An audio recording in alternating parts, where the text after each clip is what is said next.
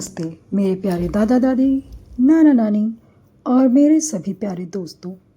आपके अपने channel natural care with me में आपका बहुत बहुत स्वागत है। दोस्तों, हमारी पिछली वीडियोस को आपने जो प्यार दिया उसके लिए बहुत बहुत धन्यवाद आप सभी को। आप में से बहुत से लोगों ने कमेंट करके कहा था कि घुटनों के दर्द पर वीडियो बनाइए, तो लीजिए आज से हम शुरू कर रहे हैं हमारी नई और बहुत ही ज़रूरी घुटने और जोड़ों के दर्द की स्पेशल वीडियोस। आज की इस वीडियो की पार्ट 1 में हम कोई नुस्खा नहीं बताएंगे बल्कि बीमारी की जड़ को समझेंगे।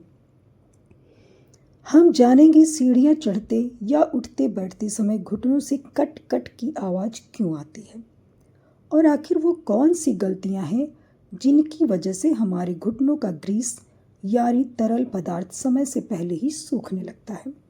तो दोस्तों, डायरी ले आइए क्योंकि आज की जानकारी बहुत काम की है।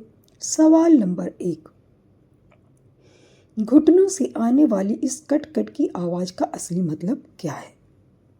अक्सर जब हम ज़मीन पर बैठकर उठते हैं या सीढ़ियाँ चढ़ते हैं तो घुटनों से कट कट या चटकने की आवाज़ आती है। विज्ञान की भाषा में से क्रैपिटस कहते हैं। असल में हमारे दोनों घुटनों की हड्डियों के बीच एक गद्देदार कुशन मीन्स कार्टिलेज होता है और इसके अंदर एक खास तरह का लिक्विड भरा होता है जिसे साइनोवियल फ्लूइड कहते हैं। आम भाषा में इसे ही हम घुटनों का ग्रीस कहते हैं। जब यह ग्रीस कम होने लगता है तो हड्डियों के बीच में खालीपन में हवा के बुलबुले एयर बबल्स बनने लगते हैं। जब हम घुटने मोड़ते हैं तो ये बुलबुले फूटते हैं और हमें कट कट की आवाज़ सुनाई देती है। अगर इस आवाज़ के साथ दर्द नहीं है तो यह सामान्य है, लेकिन अगर आवाज़ के साथ दर्द या सूजन भी है तो यह खतरे की घंटी है कि आपका ग्रीस सूख रहा है। सवाल नंबर 2, आखिर यह ग्रीस सूखता क्यों है? हम अनजाने में कौन सी गलतियाँ करते हैं?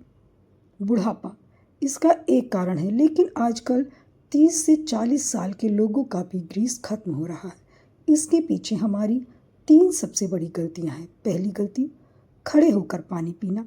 आयुर्वेद में साफ साफ लिखा है कि जो लोग खड़े होकर गट गट करके पानी पीते हैं उनके शरीर में वात अर्थात हवा असंतुलित हो जाती है। यह पानी सीधा जाकर हमारे जोड़ों के तरल पदार्थ फ्लूइड को सुखाने लगता है और घुटनों में कड़वाहट पैदा करता है। दूसरी गलती, लगातार एक ही पोजीशन पर बैठे रहना। जो लोग घंटों तक कुर्सी पर बैठकर पैर लटकाकर बैठते हैं या ज़मीन पर पलथी मारकर बैठते हैं उनके घुटनों का ब्लड सर्कुलेशन रुक जाता है। जिस तरह मशीन को न चलाने पर उसमें जंग लग जाता है, वैसे ही हमारे घुटनों का कुशन घिसने लगता है। तीसरी गलती, शरीर में कैल्शियम और विटामिन डी की भयंकर कमी। आजकल हम लोग धूप में बैठना भूल गए हैं। विटामिन डी के बिना हमारा शरीर कैल्शियम सोख नहीं पाता, जिससे हड्डियां अंदर ही अंदर खोखली और खुरदुरी होने लगती हैं, जो आपस में रगड़ खाकर ग्रीस को खत्म कर देती हैं। सवाल नंबर 3, हमें कैसे पता चलेगा कि हमारे घुटने डैमेज होना शुरू हो गए हैं? तो उसके शुरुआती लक्षण चलिए बताते हैं। अगर आपके शरीर में ये 3 इशारे दे रहा है तो तुरंत सावधान हो जाइए। सुबह सोकर उठने पर घुटनों और एड़ियों में बहुत ज़्यादा अकड़न महसूस होना, स्टिफनेस,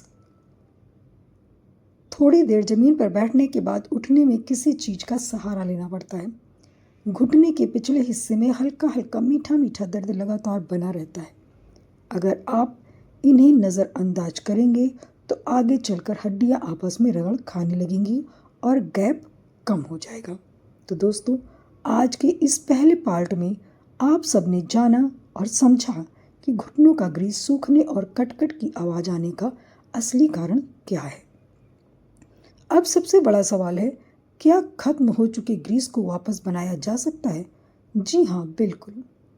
कल आने वाले इस वीडियो के पार्ट 2 में मैं आपको बताऊंगी आपकी रसोई में मौजूद 3 ऐसे